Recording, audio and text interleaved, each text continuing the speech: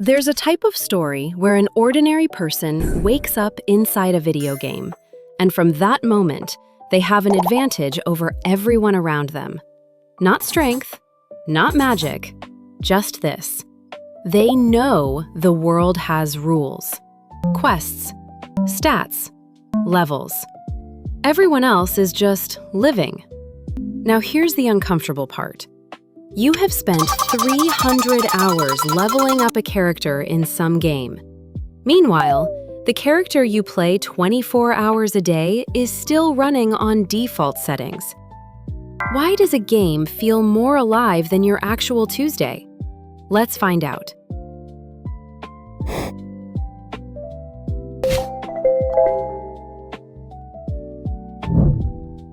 Picture the same task twice. In the game, a quest marker floating over a door, a progress bar, a little ding when you finish. In your life, I should probably exercise at some point. Same task, same you, but one version pulls you forward and the other one sits in your head for 3 weeks. Nobody taught us this, but the hard part was never the doing. It is that real life gives you no marker, no bar, no ding. You are playing the hardest open world ever made, with the interface turned off. And then we blame ourselves for getting lost. In 2006, 3 researchers, Ryan, Rigby, and Shabilsky, asked a question that sounds silly and is not. Why do video games pull us in like that? They ran 4 studies, and the answer was not graphics, or explosions, or escaping reality. Games feed 3 needs your brain runs on. Competence, the feeling that you are getting better. Autonomy, you chose the mission. And connection, someone is playing alongside you. That is the whole magic trick. Games did not invent those needs, they just serve them better than a random Tuesday does. Clear goal, instant feedback, visible progress. Your life has the same 3 slots, waiting. It just ships with the interface turned off. So the question stops being, why do I waste time in games, and becomes something better. What happens if I turn the interface on? And it turns out you can. Not with an app, not with points for brushing your teeth, with a lens. There is a name for the person who walks through an ordinary world seeing quests everywhere. The protagonist. In solo leveling, the hero starts as the weakest hunter alive.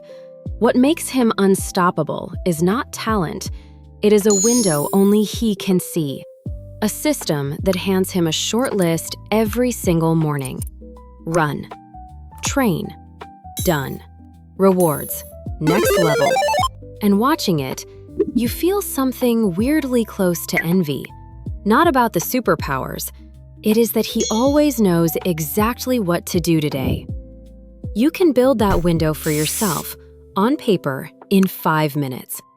Start by picking your stats, not 10, 3 or 4 things you actually want to level.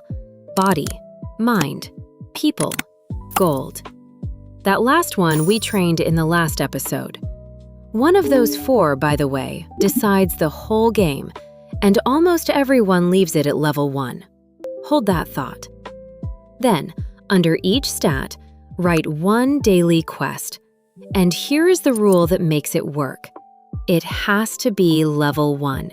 Embarrassingly small. 20 minutes of walking, 10 pages, 1 message to a friend. Because vague goals are where motivation goes to die, and get in shape is the vaguest quest ever written. Now, 2 mechanics decide whether your system actually levels you up. The first one, not all hours give the same XP. Researchers who study world-class performers found that improvement comes from focused reps at the edge of what you can do, with feedback. 1 attentive rep beats 10 on autopilot. The second one, boss order. No game sends you to the final boss on mission 1. And there is a study that proves your brain works the same way. Kids who hated math were given tiny near goals, a few pages at a time. They did not just learn it, they started to like it. The kids staring at the whole mountain stayed at the bottom of it. Sound familiar? It is the same physics as the debt snowball. The small win first, because the small win is what keeps you playing. Level 5 fights Level 5 monsters. Let the final boss wait.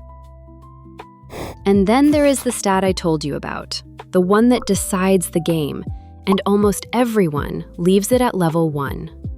Researchers at Harvard have been following people's lives since 1938, the longest study of happiness ever run. And the #1 predictor of a long, healthy, happy life was not money or fame or even cholesterol. It was the quality of your relationships, your party. You were never meant to fight the campaign alone, and loneliness damages your health about as much as smoking does. So texting a friend back is not a distraction from your quests. It is one. Before you turn everything into points, one warning from the lab. In 1973, researchers watched preschool kids who loved drawing. Loved it. Free time, crayons out, gone. Then they promised some of them a shiny certificate for drawing. And when the certificate stopped, those kids drew half as much as before. The reward did not add motivation. It replaced it. And when it left, it took the joy with it. So keep the game where it helps you, on the stuff you avoid, and keep it away from the stuff you love. If you already love painting or cooking or your Sunday ride, do not put a streak on it. The points are the map. They were never the treasure. So why does a game feel more alive than your Tuesday? Because somebody designed it to show you what your life hides, that you are getting better, that you chose this, that someone is at your side. That was the whole answer. Nothing in your week changed today. The interface did. And here is the part every protagonist figures out eventually. Nobody starts at level 80. Every single one starts at level 1, in a world they do not understand yet, with one small quest in front of them. You do not have to win your life this week. You just have to play today's quest. Same map, new player. And if you want a side quest for this one, do one small thing you have never done before, for no reason. That is how the fog clears.